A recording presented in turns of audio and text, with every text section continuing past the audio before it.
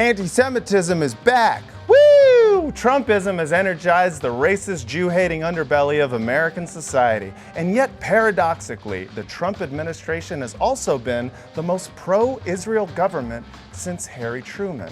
I'm Matt Lieb, and I'm going to explain how we are now somehow living in a world where people can love Israel and hate Jews at the exact same time.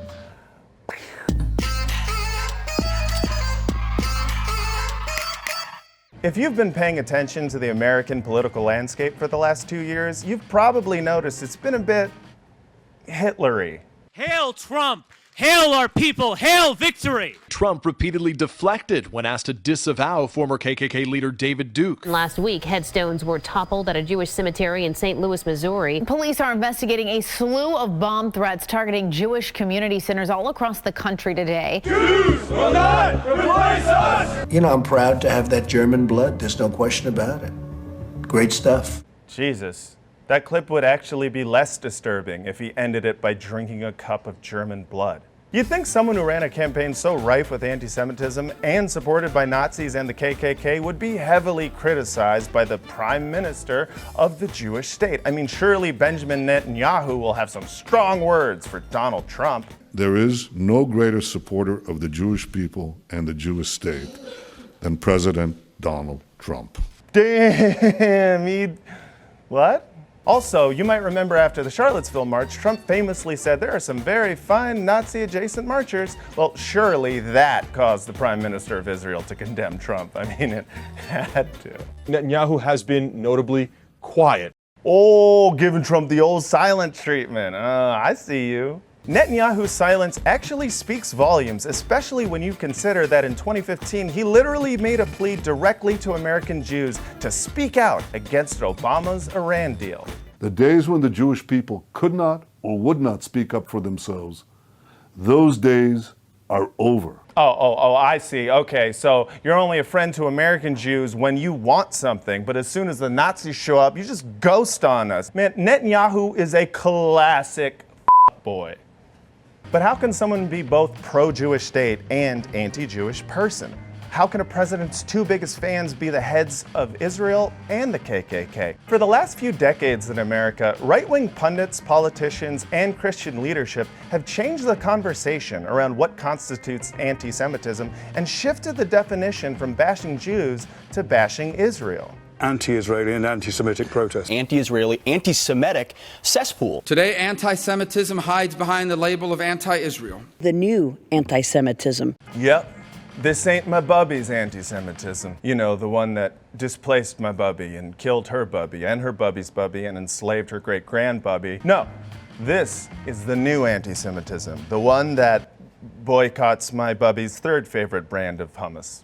Now, this is not to say that criticism of Israel can't be anti-Semitic. It absolutely can be. Calling someone a Zionist as a code word for Jew, or just generally conflating Jews and Israel as if they are interchangeable, is anti-Semitic, because it implies that all Jews are secretly loyal to Israel, which makes no sense, because 66% of Jews do not live in Israel, and 25% of Israelis are not Jewish. But the weird thing about conflating Jew and Israel is that it's actually constantly being perpetuated by American conservatives, evangelical Christians, and Israeli politicians, usually in the same sentence. A lifelong friend of Israel and the Jewish people. Pro-Israel, pro-Jewish. The Jewish people and the Jewish state. Israel and to the Jewish people. State of Israel or the Jewish people themselves, Israel and the Jewish people specifically. They keep saying Israel and the Jewish people as if they're one and the same. Is the word, are you looking for Israeli? Is that the word you're looking for? Because... So why are conservatives constantly conflating the Jewish people and Israel? Well, there's two reasons. Reason number one,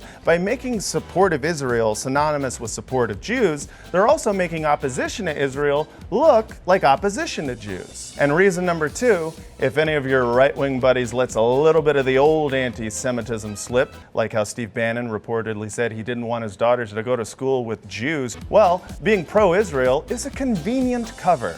are you giving him cover by for putting out like that? anti-Semitism? There's no reason whatsoever to believe that Steve Bannon is anything but a friend of the state of Israel. No one's talking about Israel, my dude. All right? In no other instance would that line of reasoning be acceptable. Well, of course Steve Bannon doesn't hate Mexicans. He has stated unequivocally that he quiero Taco Bell. And that's just it. Being pro-Israel and getting Israel's endorsement in return gives a ton of leeway for these anti-Semites to do their whole not liking Jews thing. But it still begs the question, why would someone who hates Jews support Israel? Well, there's lots of reasons. Let's start with Steve Bannon. I'm proud to be a Christian Zionist. That's why I'm proud to be a partner to one of the greatest nations on earth and the foundation of the Judeo-Christian West.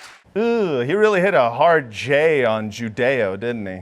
You see, Bannon sees Israel as a natural ally in his racist war between Islam and the Judeo-Christian West, which is code for white European society. It's not that Bannon loves the Jews, it's just that he doesn't hate us as much as he hates the Muslims. He is so sweet. You know, like the way antifreeze is sweet.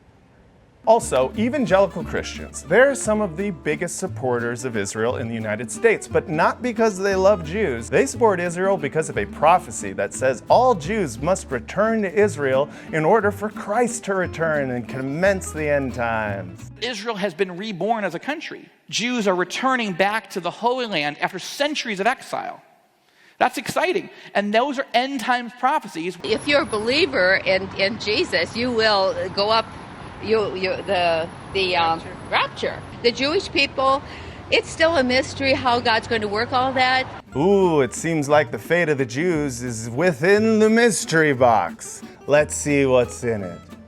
2/3 of them are going to die. That 1/3 that's left at the end is going to finally come to the end of themselves. It's not going to be through a process of education. It's going to be through a process of a horrible Holocaust. Tie.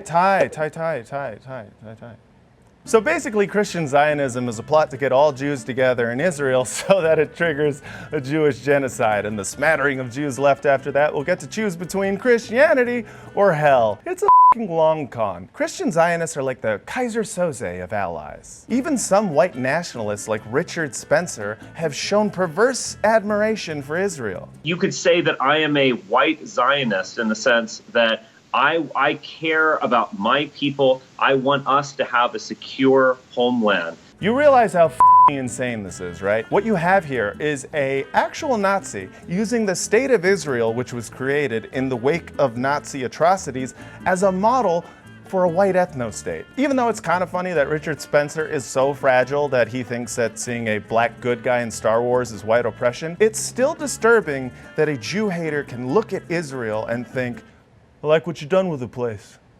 And that brings us finally to Donald Trump, who is a much simpler racist, you know, like the way a dog is racist. He likes Israel because he likes walls and fascism. You know, in Israel, they profile. They've done an unbelievable job. They see somebody that's suspicious, they will profile. Walls work. Just ask Israel. Oh my G-D.